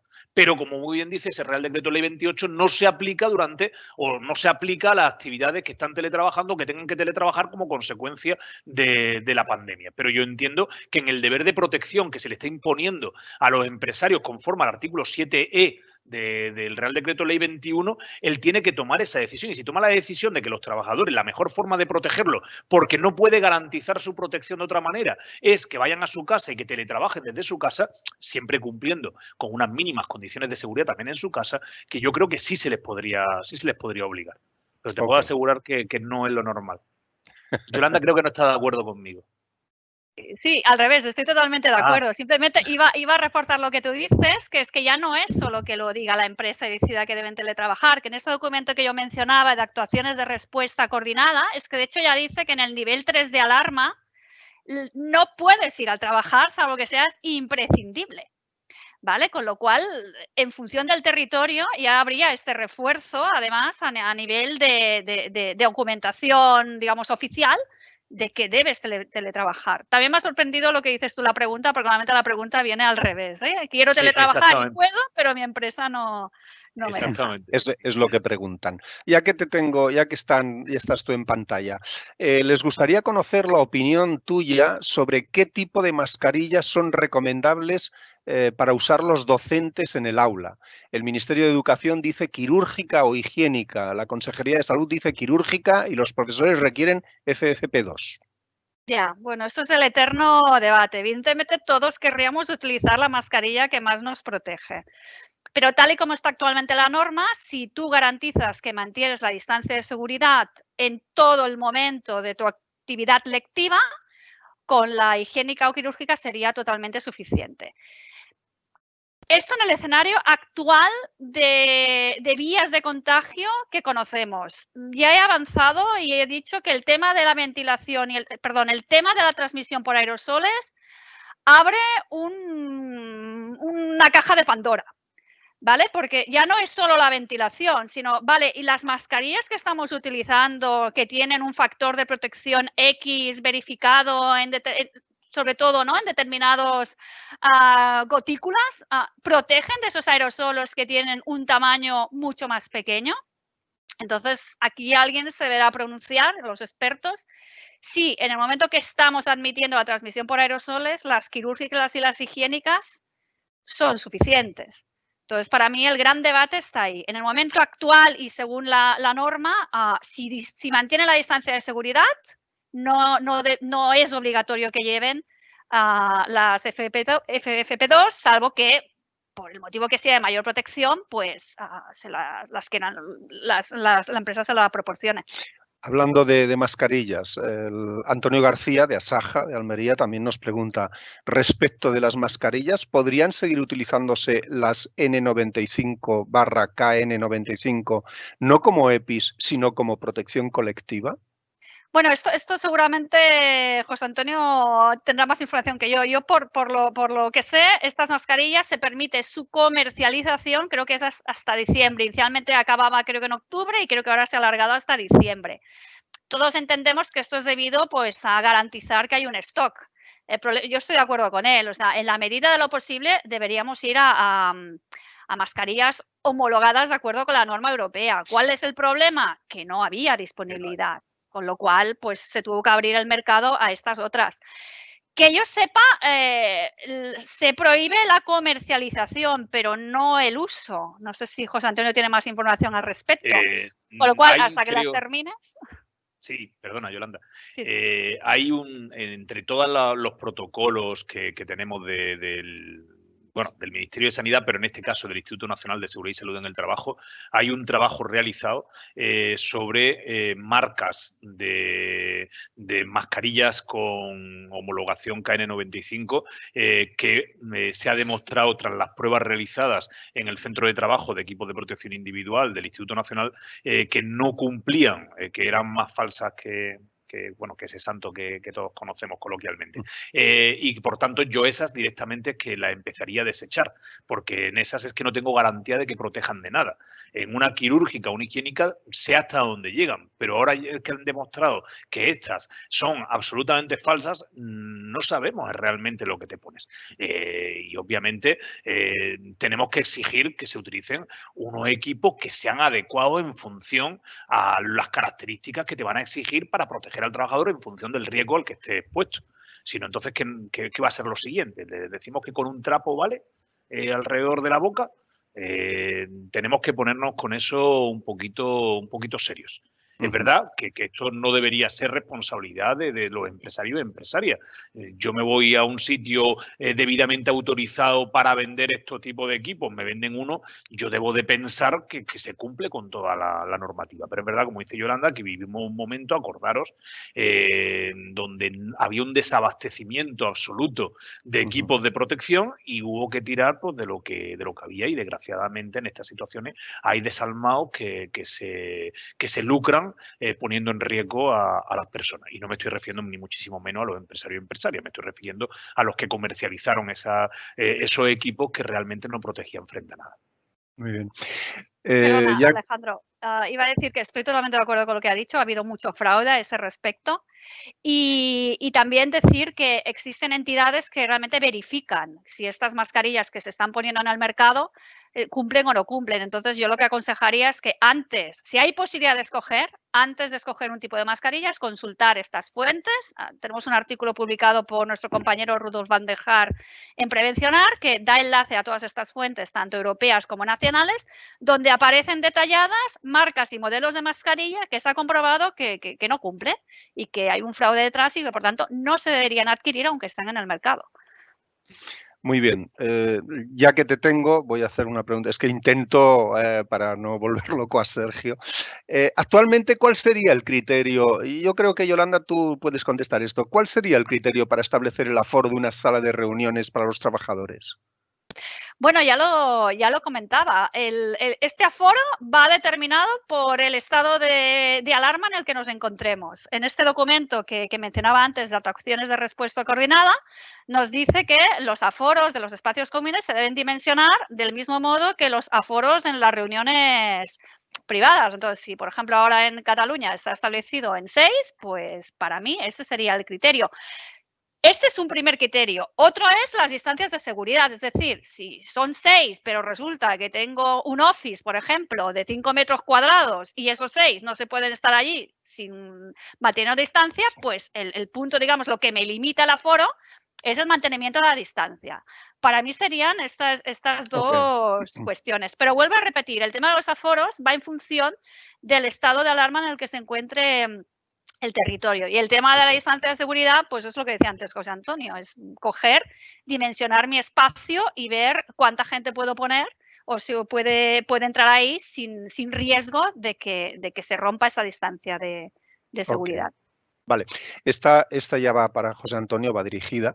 Nuestros centros de trabajo son de aproximadamente unos 15 metros cuadrados y la limpieza y desinfección se realiza por los propios operarios cada mañana. Cada cambio de turno y al finalizar la jornada, un trabajador por turno con productos específicos autorizados por Sanidad. ¿Sería válido esto para la Inspección de Trabajo y Seguridad Social? Si el servicio de prevención, en cumplimiento del protocolo que hemos estado comentando a lo largo de la mañana, considera que eso es válido, yo lo tengo que considerar válido también. Perfecto. Si se utilizan productos adecuados para esa limpieza, 15 metros cuadrados es relativamente poco espacio, yo en principio no tengo por qué considerar que no está bien limpio. Perfecto. En lo relativo, seguimos contigo, en lo relativo a obras de construcción, algunos de nuestros clientes, promotores, a través de la Coordinación de Seguridad y Salud, nos han solicitado en nuestra condición de contratistas a incluir en los planes de seguridad y salud medidas relativas al COVID. Nosotros siempre nos hemos negado por no considerarlo un riesgo laboral asociado a nuestras actividades de obra. Eso sí, tenemos nuestros protocolos de aplicación. ¿Estamos en lo correcto al no incluir las medidas en los planes de seguridad y salud? Esto surgió durante el primer estado de alarma y el primer confinamiento a raíz de de una guía que sacó el Instituto Nacional de Seguridad y Salud en el Trabajo, en donde los colegios de aparejadores y de arquitectos, bueno, de ingenieros, de eso ahora se llaman arquitectos técnicos, empezaron a establecer estas medidas. Yo soy muy crítico con esa conclusión. El Plan de Seguridad y Salud, de acuerdo con el Real Decreto 1627/97, es la verdadera evaluación de riesgos de la obra. Si estoy diciendo que esto no es un tema de prevención de riesgos laborales, que no se debe incluir en la evaluación de riesgos laborales, salvo que se trate de una actividad del 664, que no es la de la obra de construcción como regla general, salvo en algunos casos muy excepcionales, no se tendría que recoger en el Plan de Seguridad y Salud. Otra cosa es que el coordinador, en su función de coordinación, aunque no sea esto prevención, sí puede exigirle a las distintas empresas concurrentes, decir, oye, vamos a ver, ¿qué protocolo había adoptado? Porque si aquí pasa algo, yo tengo que informar al resto de empresas, pero no como incorporación a un plan de seguridad y salud, porque es que no puede incorporarlo, sino entonces el plan de seguridad y salud, igual que la evaluación de riesgos, tendría que incorporar todos los posibles riesgos que pudiesen ponerse un trabajador, con independencia de si son riesgos derivados de las condiciones laborales, que es lo que nos dice la ley de prevención. Yo siempre se lo digo, en temas que no son de la COVID, digo, bueno, y entonces el plan de seguridad y salud, cuando me traen unos de estos que son genéricos, digo, ¿y dónde está el riesgo de terremoto? De que esté el trabajador en ese momento echando una mezcla y de repente hay un terremoto y se le caiga medio edificio encima. ¿A que eso es una tontería? ¿A que eso lo vemos claro que no debería constar en el plan de seguridad y salud? Pues lo mismo aquellos riesgos que no derivan de las condiciones laborales. ¿Que después tú tienes que tener unos protocolos? Sí. ¿Que esos protocolos tienes que tenerlo a disposición del coordinador de seguridad y salud porque tiene que comprobar que todas las empresas pueden en un momento determinado reaccionar coordinadamente si se produce un caso de contagio? Sí. Pero obligar a incluirlo en el plan de seguridad y salud a mí me parece una barbaridad jurídica. Perfecto. En los centros de trabajo en los que no se pueda mantener la distancia mínima de seguridad de 1,5 metros, ¿es suficiente la utilización de la mascarilla o sería obligatorio o recomendable algún tipo de protección colectiva tipo mampara de separación o pantalla facial?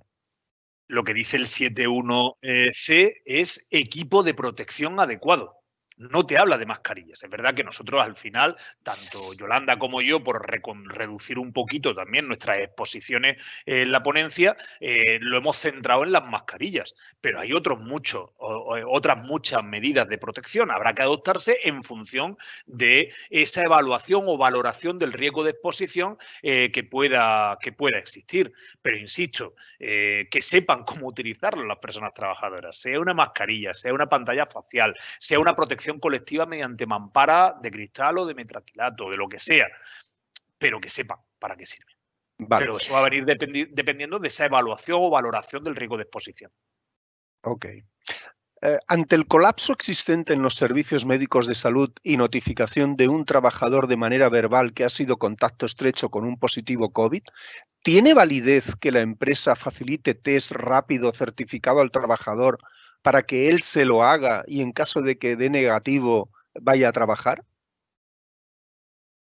Ahí ya se escapa de la competencia de la Inspección de Trabajo. Eso habría que verlo al Ministerio de Sanidad. Perdón, al Ministerio no, a la Autoridad Sanitaria Autonómica, que si no después se me enfadan mi gente. No obstante, creo recordar, al menos aquí en Andalucía, no sé cómo lo tenía allí en Cataluña, pero aquí en Andalucía te dicen que en cuanto hayas tenido un contacto con una persona, aunque te haya salido negativo, mientras estás esperando a ver si tienes síntomas o no, la cuarentena la tienes que hacer. y precisamente para eso se ha establecido una prestación especial que es asimilar a una incapacidad temporal derivada de contingencias profesionales el periodo de tiempo en el que tienes que confinarte o guardar cuarentena porque hayas estado en posible contacto con esto. El problema, lo ha apuntado Yolanda varias veces a lo largo de su intervención, el problema es que estamos aprendiendo sobre la marcha, sobre la COVID. Te lo dicen los científicos, no es lo mismo cómo estamos actuando, y los médicos y las médicos, no es lo mismo cómo estamos actuando ahora como actuábamos al principio, pero es que cada día vamos aprendiendo una cosa nueva o surge un nuevo debate. Bueno, después viene Trump y lo niega todo, pero quitando a ese señor, cada día vamos descubriendo que a lo mejor nos estábamos equivocando con una determinada medida. La distancia de seguridad hemos pasado de 1,5 a 2, a vuelta a 1,5, a lo mejor mañana nos dicen que 5 metros. Los que hacemos deporte y salimos a correr, pues temiendo estamos que en cualquier momento nos digan no, a correr con mascarilla y nos vamos a ahogar la mitad. Yo temo que me ahogue corriendo. O sea que no sabemos cómo va.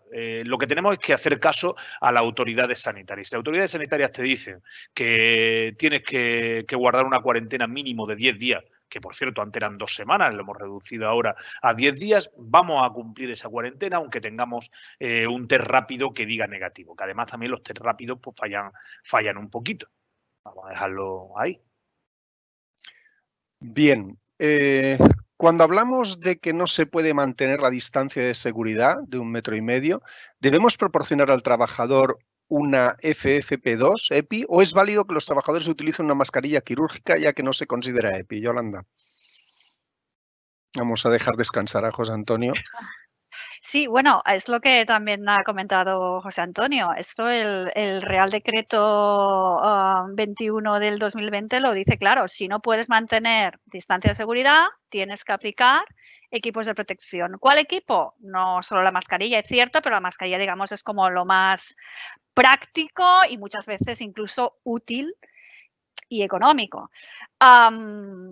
Si no se puede guardar distancia de seguridad, como ya la propia persona lo está diciendo, que las mascarillas higiénicas y quirúrgicas no son EPI, pues no se pueden utilizar. Puede ser una mascarilla o puede ser otro medio que garantice que no se produce un contacto entre estas personas. Vamos finalizando porque estamos fuera de hora, pero creo que es interesante poder contestar el máximo posible. Las que no podamos contestar, las contestaremos por correo.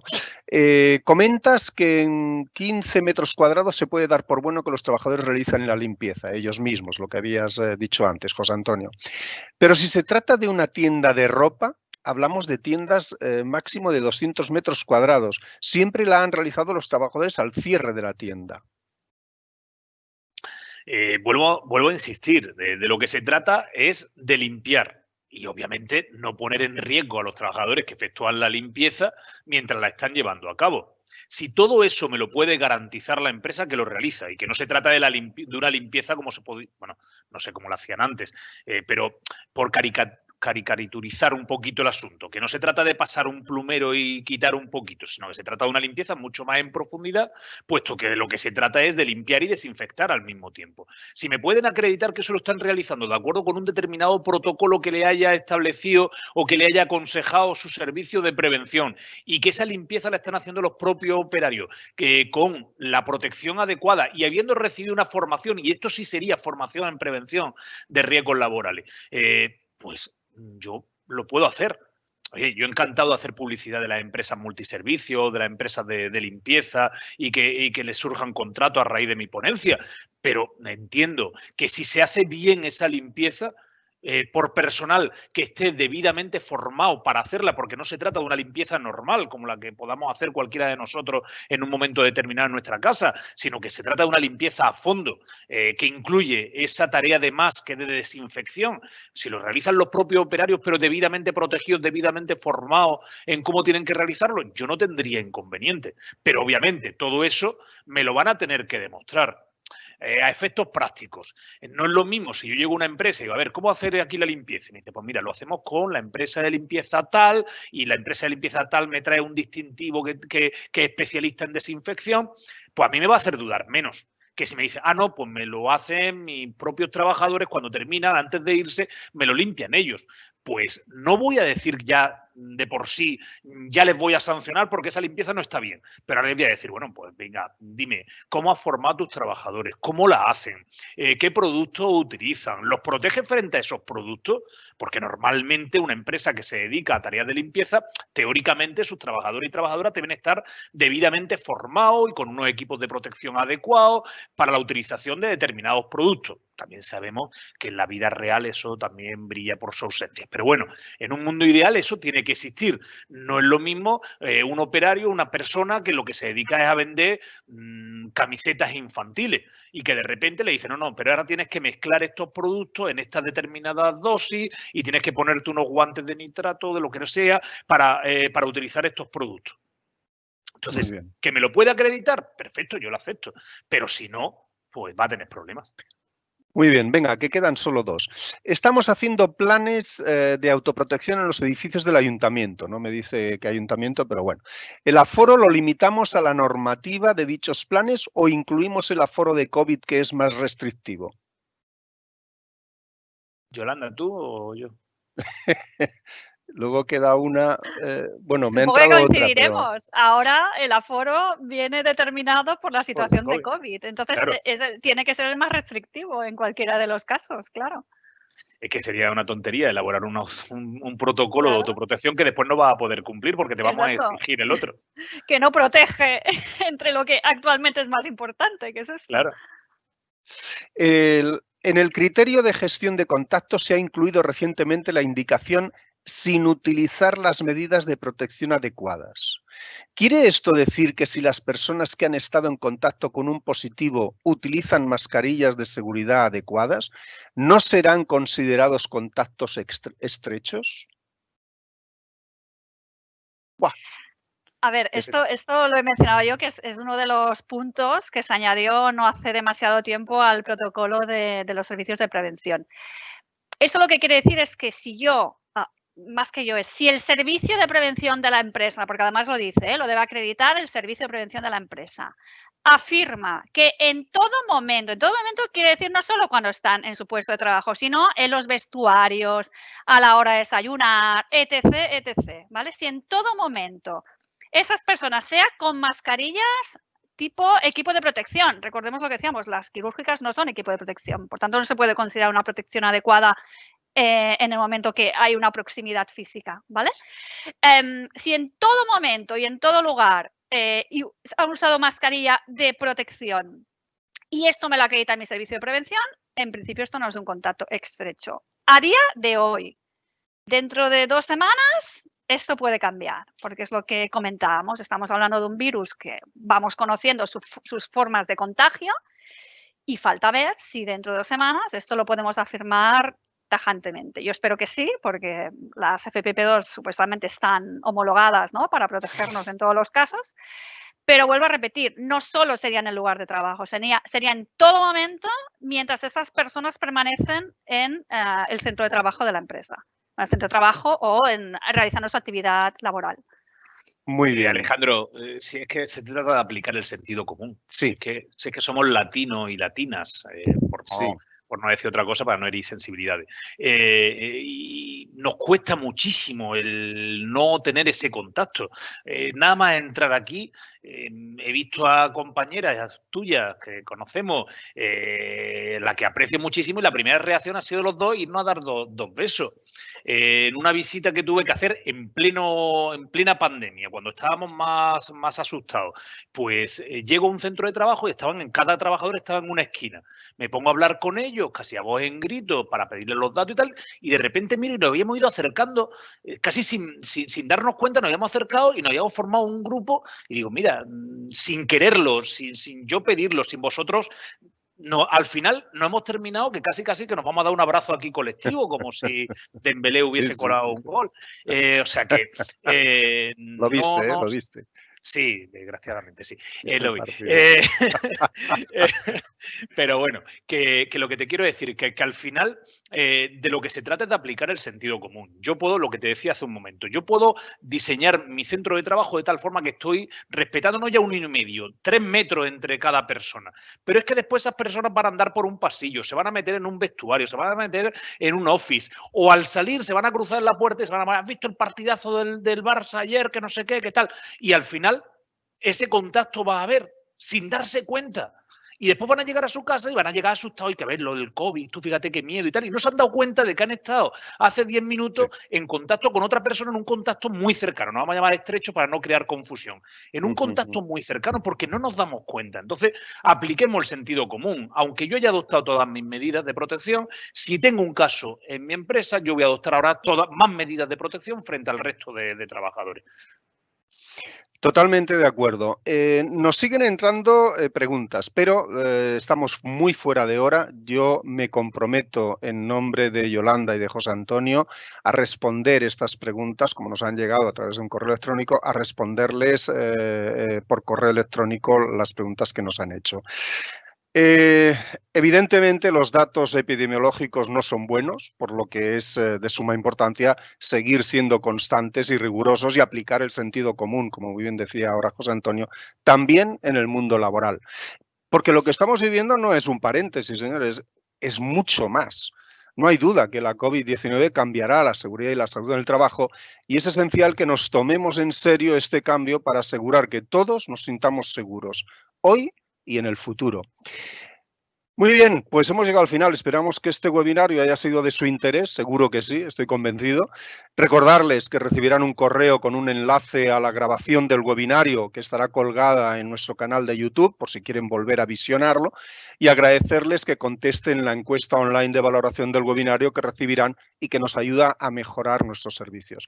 Antes de finalizar, agradecer a Elena, a Isa y a Sergio, que están ahí detrás, que no se les ve, pero gracias por vuestro soporte. Gracias, Joaquín, gracias, Marga, por vuestra colaboración, por vuestra cesión de despachos, por vuestra colaboración en todo momento para la elaboración del webinario. Y Yolanda, gracias. José Antonio, un abrazo, aunque sea virtual, nos volvemos a ver pronto. Y sobre todo gracias a ustedes, gracias a los asistentes que nos han acompañado y que nos ayudan a cumplir con nuestra misión: cuidar de la salud laboral de las personas de forma responsable. Muchas gracias y hasta el próximo webinario.